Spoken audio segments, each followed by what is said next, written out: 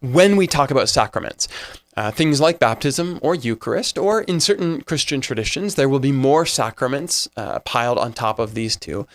But when we talk about them, the technical theological language we use is that sacraments are a means of grace, not a source of grace. With that, what we mean is that participating in a sacrament, like being baptized, can't create grace in the universe. Grace is only God's love extended toward us, offered to us freely. But that certain practices that have been gifted to us by Christ are a means of grace, a conduit of grace to come close to us. Sacraments are like a liminal space where the line between the spiritual, God, and the divine comes very close to our physical, tangible lives. And in physical experiences, like bread and grape or water on our bodies, this is a thin space where the love of God gets very near to us. And maybe we even experience it in a unique and special way. Much like we do when we talk about the Eucharist, we would use language that would affirm baptism as more than just a symbol, more than just a personal decision that we've made toward God, as if all the important parts of faith are happening on our side of the equation. No, we would choose to trust that God is actually somehow present, meeting with us there in that moment, that we are experiencing something of divine welcome as we choose to follow Jesus into and through the water of baptism.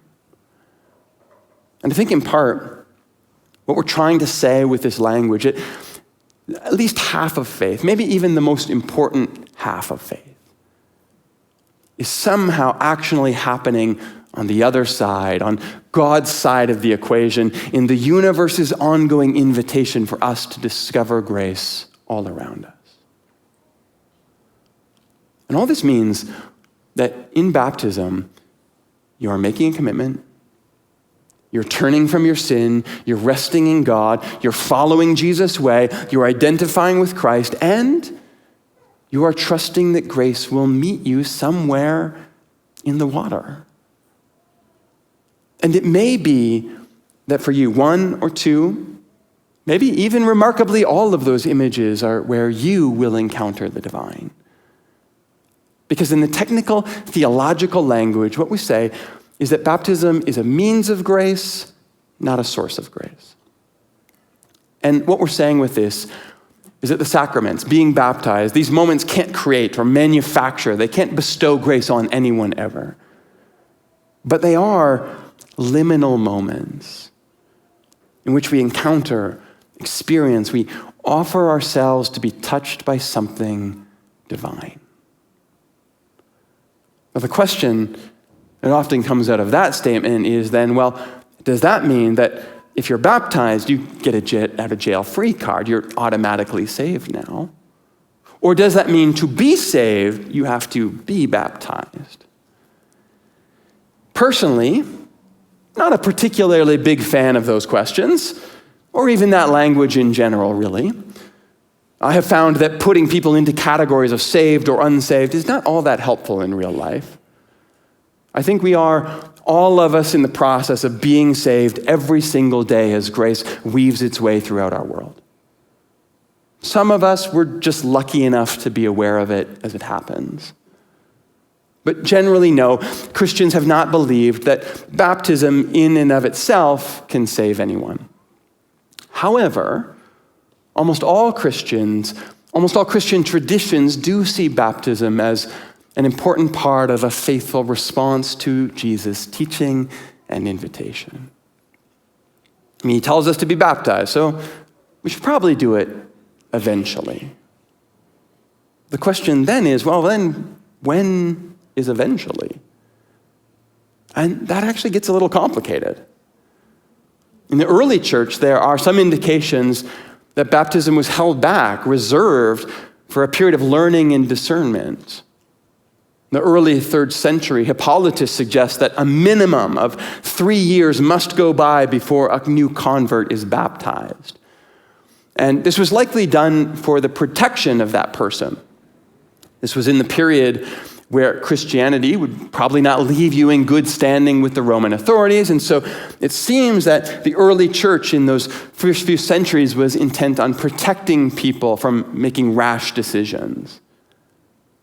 Are you sure you want to do this? It could have consequences for you.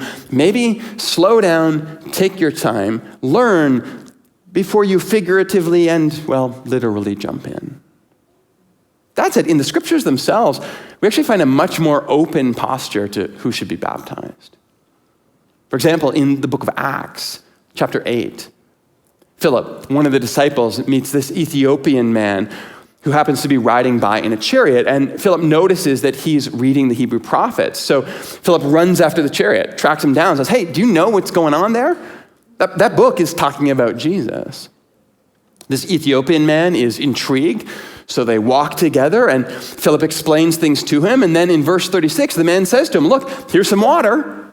What can stand in the way of me being baptized?" Philip says, "Nothing. Let's go for it." In another example, Paul is locked in this jail in Philippi, and there's this huge earthquake. It literally shakes the door off its hinges. And the jailer thinks, "Look, I'm done for. Prisoners are going to escape. My life will be on the hook for theirs." He's actually about to off himself when Paul calls out and says, "Don't hurt yourself. Don't harm yourself. We're all still here. We're not going to let our good luck turn into your misfortune." And the jailer is mystified at this generosity. So Paul tells him the story of Jesus. And that night, the jailer and all of his household, which would have included not only his wife and children, but any slaves he might have had in his house, all of them were baptized. And so again, there's this very broad imagination for who deserves this kind of encounter with grace. Not even just those who've come to faith, maybe, but maybe even anyone connected to them as well. Which is why in some traditions, children are not just dedicated, but baptized into the church. Trusting that grace is not just something we choose for ourselves, but something that comes to find us even through those that love us. And children or otherwise, I think that is undoubtedly true in my experience of God. This is why if you've been around Commons any length of time, you'll notice that we welcome all of it. We welcome families that choose to baptize their infants. We welcome families that choose to wait for when their children will decide for themselves to be baptized. All of it is grace. All of it has precedence in Scripture, and maybe like all of our sacraments, a little bit of open-handed mystery is good for us to hang on to.